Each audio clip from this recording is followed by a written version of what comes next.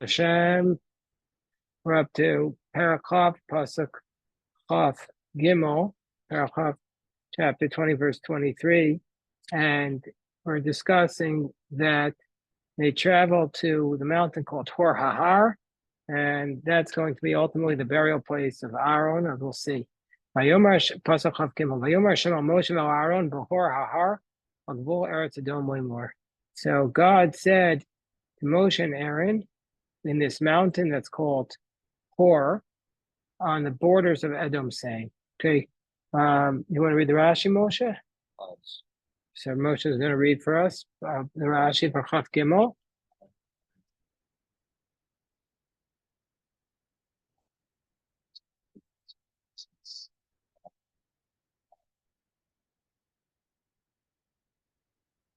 So yeah, just read it in Hebrew. Nation is Chabru Kanus Tarev La'esav Arasha, that that what happened here, that we're about to see that the death happened on the borders of Edom. Why? Why is that relevant? Because they had just gotten involved with the descendants of Esav in the previous paragraph. They had said, we want to cross through your boundary. They said to the people of Edom, and Edom rejected it. So Nifritzu Ma'aseim. Okay, go on, Moshe. Right. I need to say, if the point, Rashi's point is, if the point was just to be a place marker to tell us where Hor Hahar is, then it would have said that in the previous pasuk. But for the fact that it says Eretz Edom, now it's telling us that what happened here, the fact that Aaron died here, was because they had something to do with their actions with the descendants of Esav in the previous paragraph. They came close to the descendants of Esav. A little bit of a difficult Rashi, but that's what he's saying. Go on. Go on, Moshe. What? Continue with the Rashi. You don't have that? So it says, yeah. Okay, fine. So in my version, it says,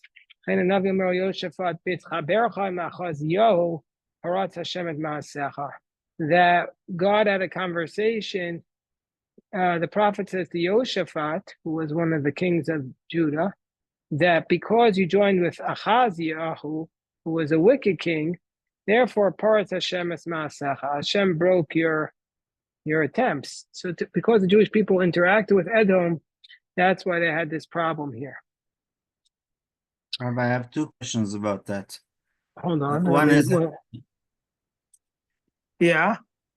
in Parshat Kitetze, Hashem says Lo teta'ev adumi, which means that we're not allowed to loathe them. So it doesn't seem like Moses made a mistake by asking to go through them. And the second is that Yehoshaphat himself, he actually got Chaziyahu to remove the soldiers that prevented the Jews to go to Jerusalem because of that mini peace treaty. So, like, it seems a little bit harsh. Yeah, I think Rashi is a little challenging for me to understand also. I mean, they weren't trying to like be buddies with Edom. They were trying to get through the land. So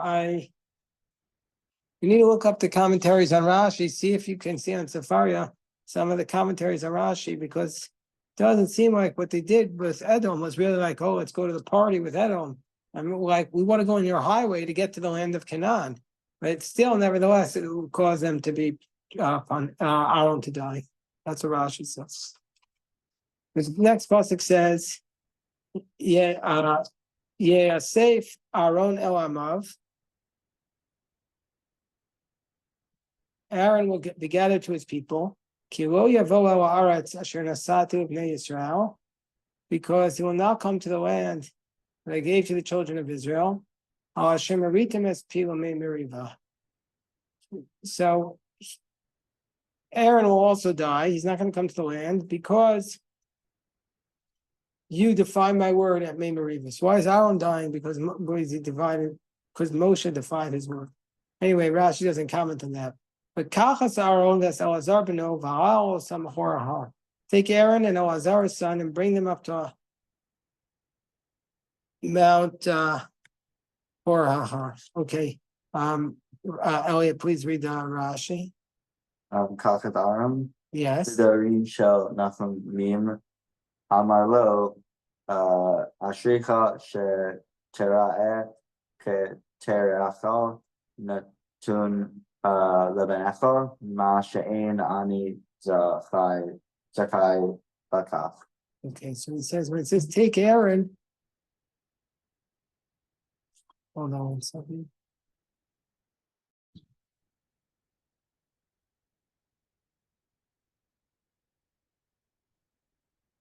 Okay, so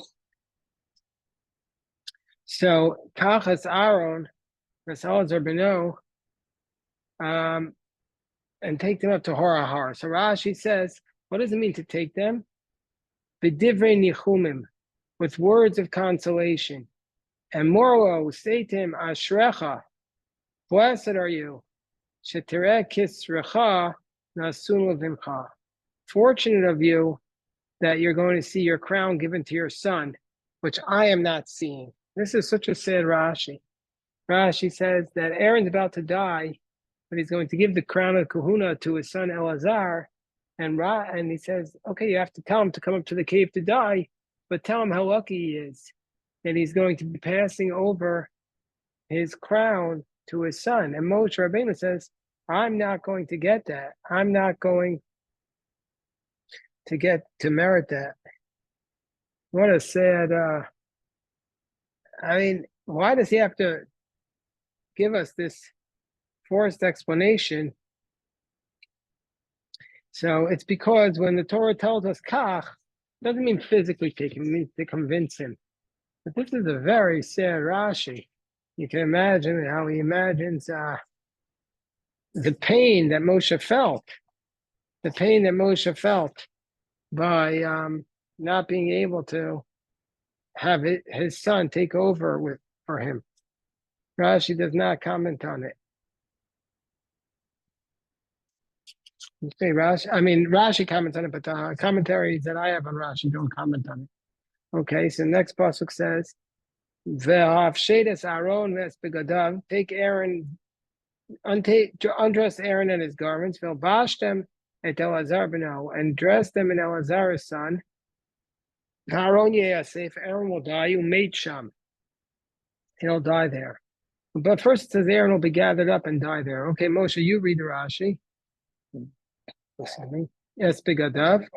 Take off his garments. So what does it mean when it says take off his garments? It refers to the garments of the Kohen Gadol. You're going to take them off because you're going to put them onto your son.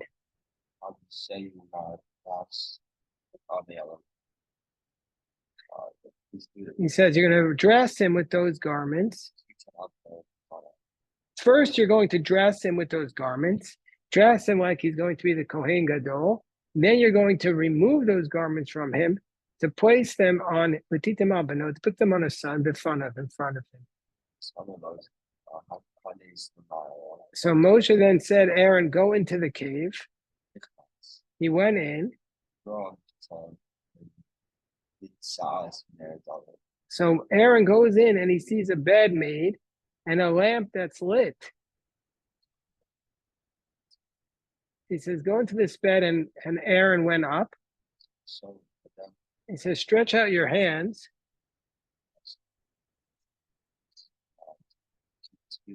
He stretched them out. He says, close your mouth. He closed it. Shut your eyes. Go on. And he shut his eyes. Moshe immediately desired that same death. He says, Kasher meis Aaron achicha, misa shenesavisala. Moshe desired that same death. What a powerfully beautiful way to die. No wonder he was jealous and he went to that death. So this is also like rabbinic fantasy. Very few people get to die that way. So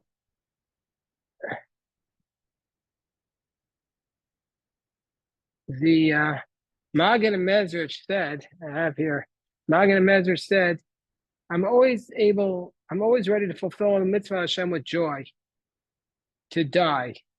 Rabbi Yitzchak says, no, I want to die. Magen says, I want to die. I want to fulfill Hashem with joy. I want to die. Rabbi Yitzchak says, no, I want to die. He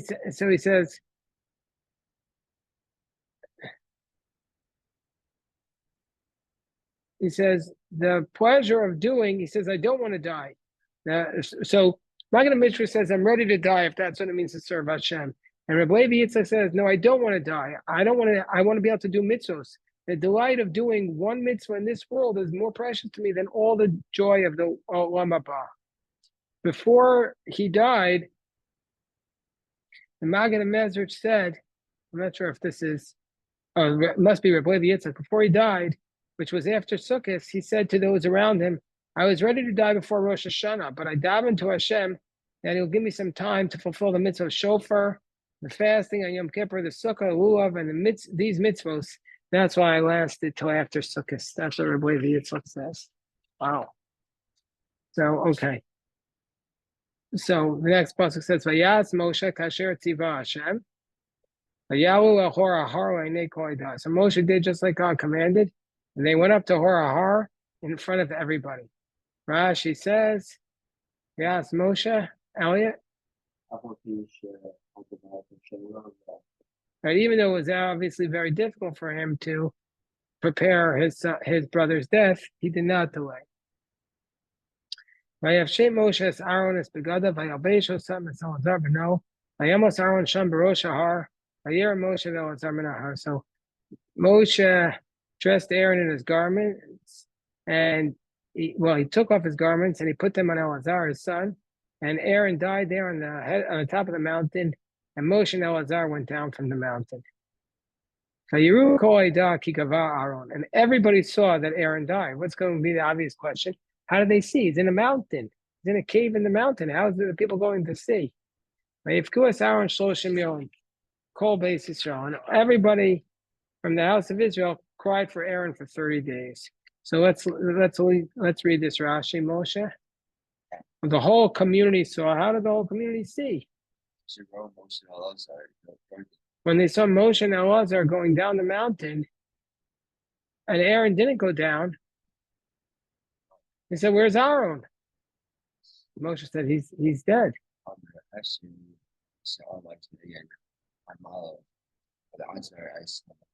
They said, "How's it possible that the person back in Parshas Korach, he stood in between the angels, he stood opposite the angel of death and stopped the plague? How's that possible? How could the angel of death rule over him? He defeated the angel of death." So immediately Moshe prayed for mercy from Hashem.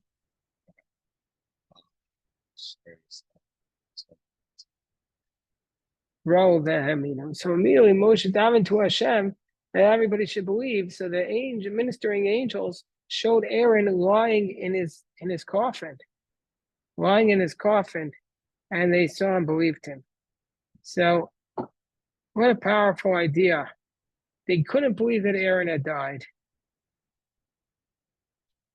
Hey, Kobe, how you doing? How did you get here so fast? I spoke to you 15 minutes ago. You were walking your dog.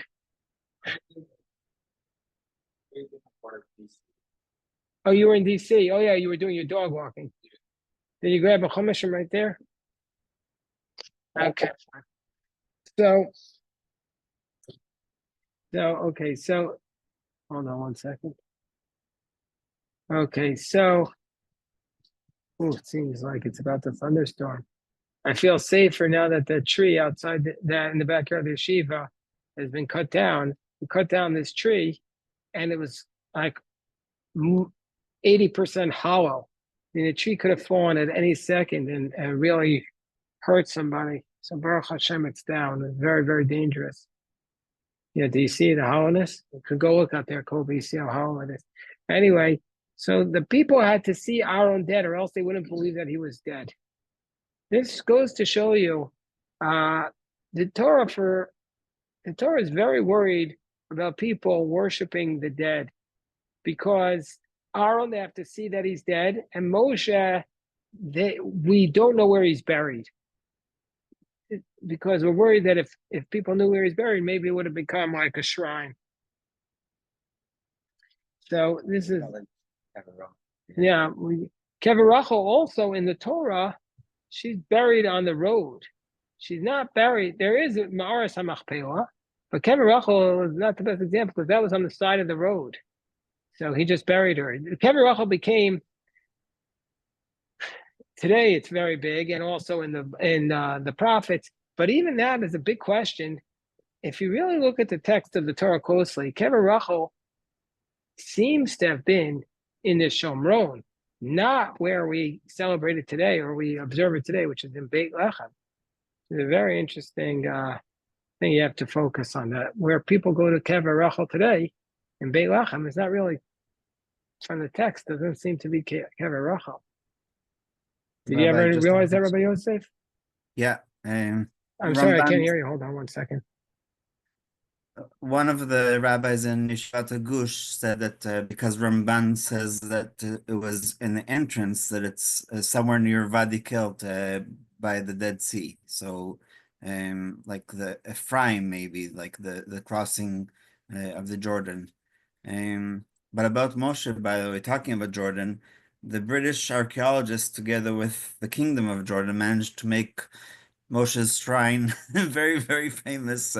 It's a tourist attraction, and like you said, it's probably not there. So, It's all questions. Okay, anyway, next, very good. Shkoyach. So all of Israel mourned for Aaron for 30 days. Call Beit Israel. What does Rashi say, Moshe? Both men and women mourned for Aaron. Why? Because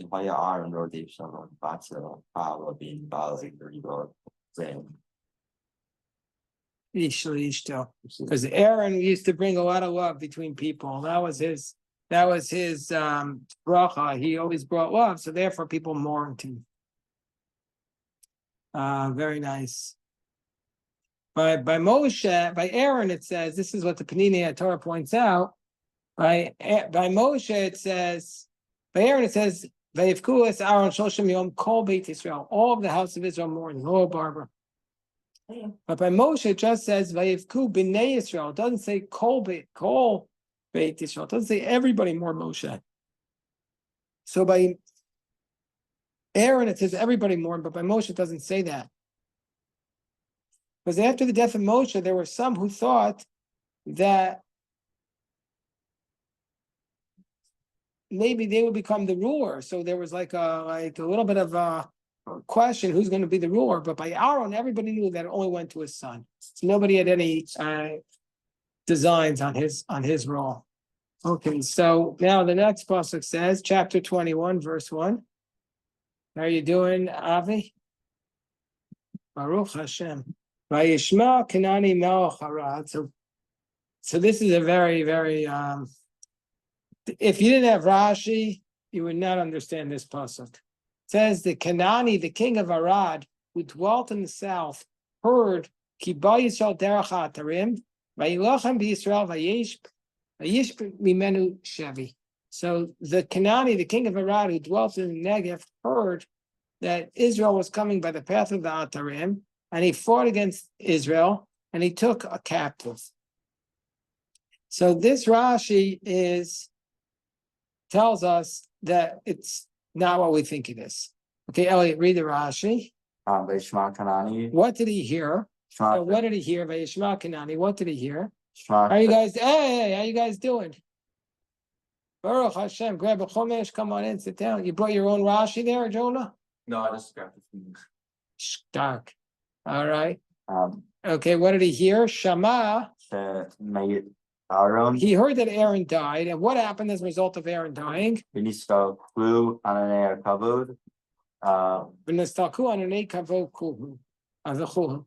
the clouds of glory departed. So we know that the cloud of glory here is a reference to the Isa Rosh Hashanah. This is a reference to a Gemara in Rosh Hashanah. The Gemara says that the Canaanites took the departure of the clouds is a sign from God that they were allowed to wage war with the Jewish people. You heard of the Iron Dome, David's sling. This is the ultimate Iron Dome, the Adonai HaKavod, the clouds of glory. That's what protects us. But when Aaron died, we lost it. When Aaron died, we lost it. So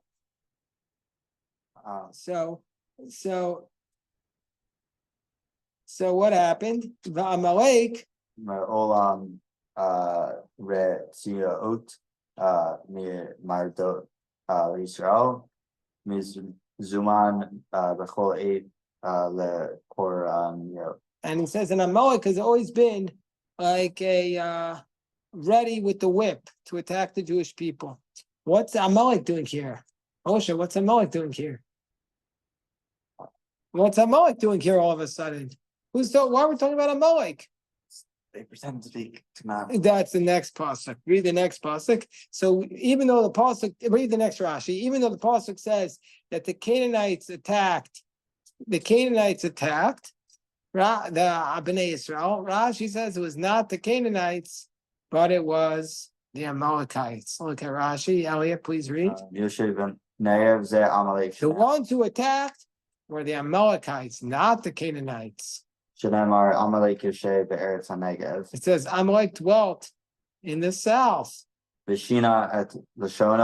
since it says, because the Canaanites didn't dwell in the south, the Amalekites are the ones who dwelt in the south. So Rashi says from the fact that the pasuk says the ones who dwelt in the south, it means that it is the Amalekites for real. Go on.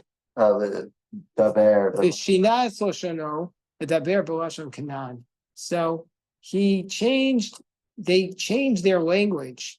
They didn't speak Amalekite anymore. They spoke Canaanite. What language do the Canaanites speak? Maybe Aramaic, because Lavan, we know that there was Aramaic used because Lavan and Yaakov, when they made a treaty, they called the place Yigar Sadusa, which is an Aramaic term. So they spoke in Aramaic. So presumably the Canaanites must have been speaking Aramaic. So they Amalekites made it so that they were davening, so that they were speaking in Canaanite tongue. Why? Go on. כדי שיהיו ישראל מתפללים לקדוש ברוך הוא לתת כנענים בידם. It's because they wanted to mess up the Jewish people's prayers. Seems like such a difficult Rashi. So the Jewish people davened, give over the Canaanites to us, but they should have been davening, give over the Amalekites to us. They didn't really look closely enough into their prayers. But hem einam kananim. Does this make sense to anybody? So, I mean, let's finish the Rashi, then we can analyze it more. Ro Yisrael she levushim belevushe amalekim belashonam lashon kanan. Amru Yisrael stam shenamar im natun tana titan et ha'ama hazeh biadeh. Biadeh, right. Oh, so beautiful. I love it when I hear the thunder reminds us of the heavens. Anyway, just want to say, I'll pause for a second. I'll just tell you, then remind me when we're done to tell you something. That's some good news that people will like. So the Bnei Israel saw that these were Amalekites. They didn't realize they were Amalekites because they said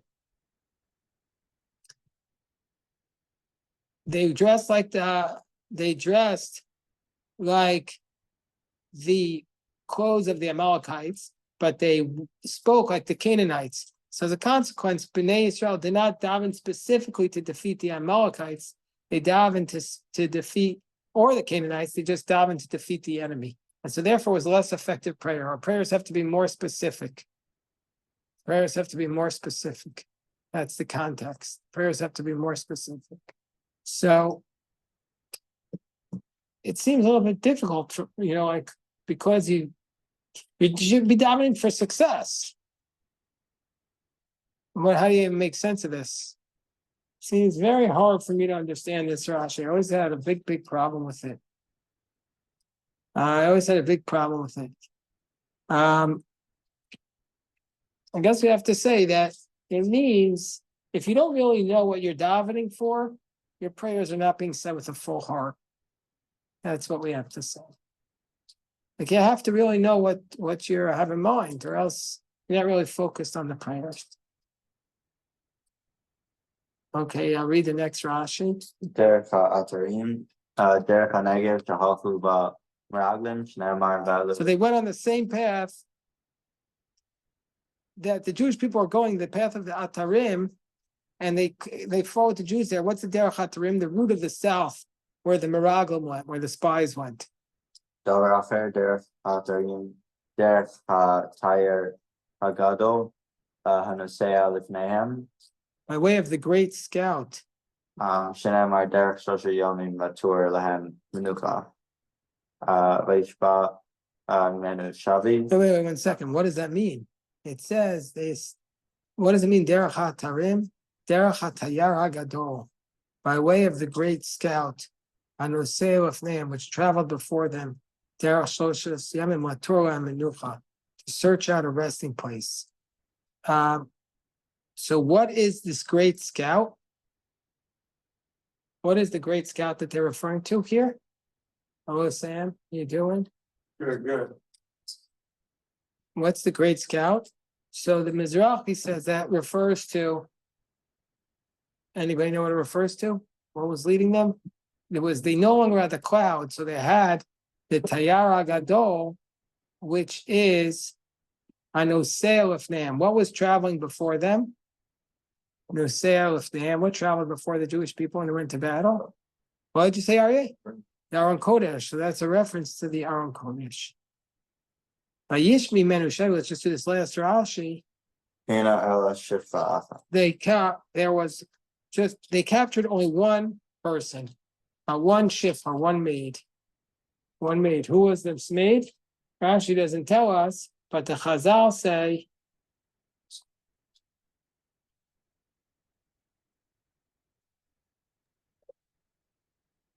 that what does it mean? That they were already captured by the Yetzer Hara. They weren't free.